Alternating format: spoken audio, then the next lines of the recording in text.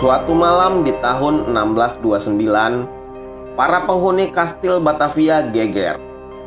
Benteng pertahanan sekaligus rumah tinggal Gubernur Jenderal VOC Jan Pieter Zoon atau JP Koen menjadi heboh ketika seorang gadis muda tertangkap basah sedang memadu kasih dengan seorang serdadu rendahan penjaga kastil.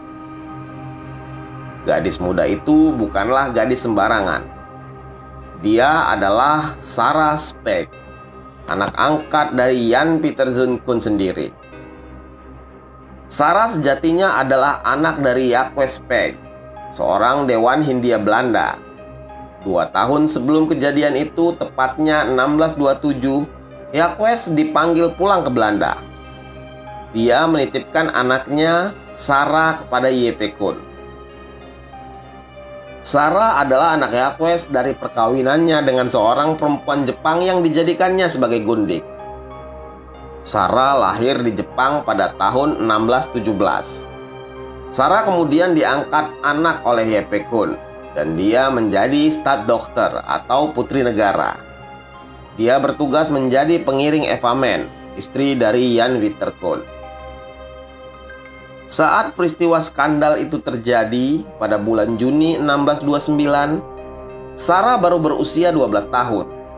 Usia di mana pada masa itu dianggap sudah mendekati usia matang secara biologis. Dia sudah mulai menstruasi. Di saat itulah Sarah mulai tertarik dengan lawan jenis. Sarah tertarik dengan ketampanan Peter Kortenhof, seorang pemuda campuran kelahiran Arakan dari seorang ayah pedagang Belanda dan ibu pribumi. Peter 4 tahun lebih tua dari Sarah. Benih cinta bersemi setelah setiap hari Sarah melihat sang pemuda di saat ia bertugas menjadi pengawal kastil Batavia. Dan kemudian terjadilah kejadian itu. Sarah dan Peter bercinta di rumah JP Koen sendiri.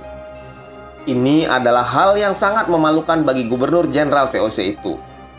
Dia merasa nama baiknya tercemar dan wajahnya tertampar begitu keras karena dia dikenal sangat puritan dan taat pada ajaran Calvinis.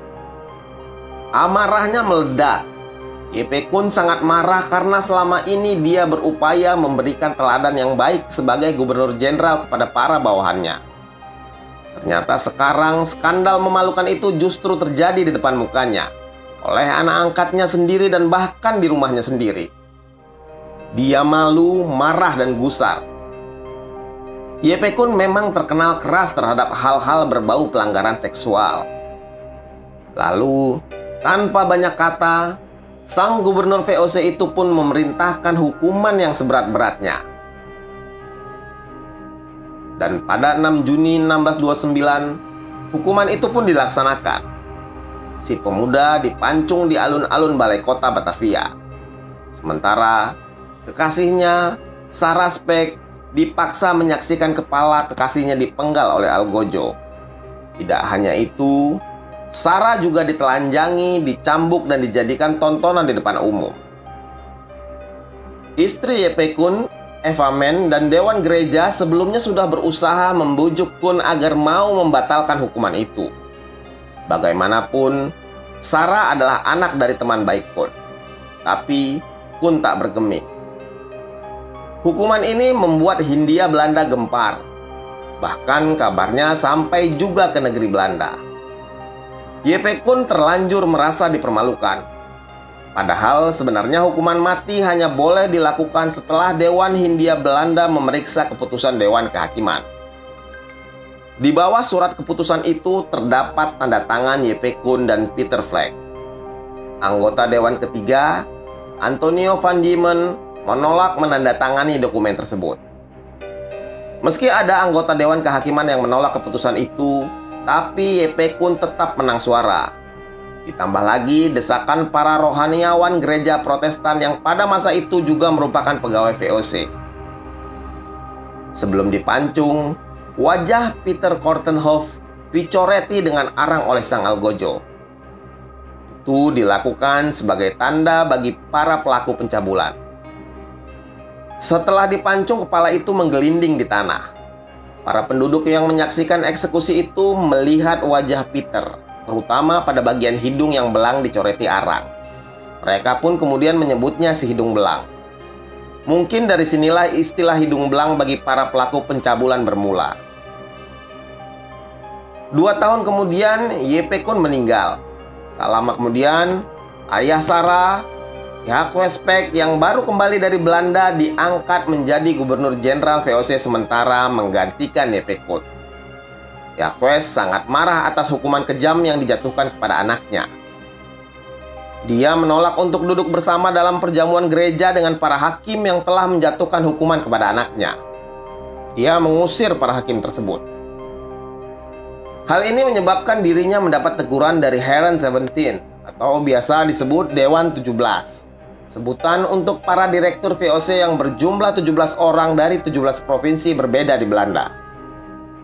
Dewan 17 ini bertugas untuk menetapkan kebijakan yang berlaku di daerah jajahan VOC dan juga mengatur perdagangan di Hindia Belanda.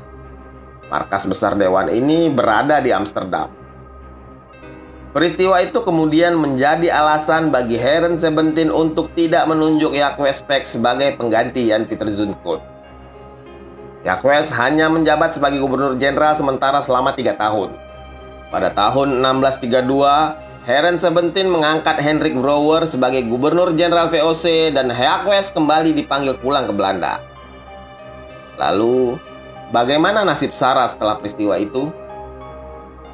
3 tahun setelah peristiwa pemenggalan Pieter, Sarah diketahui menikah dengan pendeta bernama Georgius Candidius.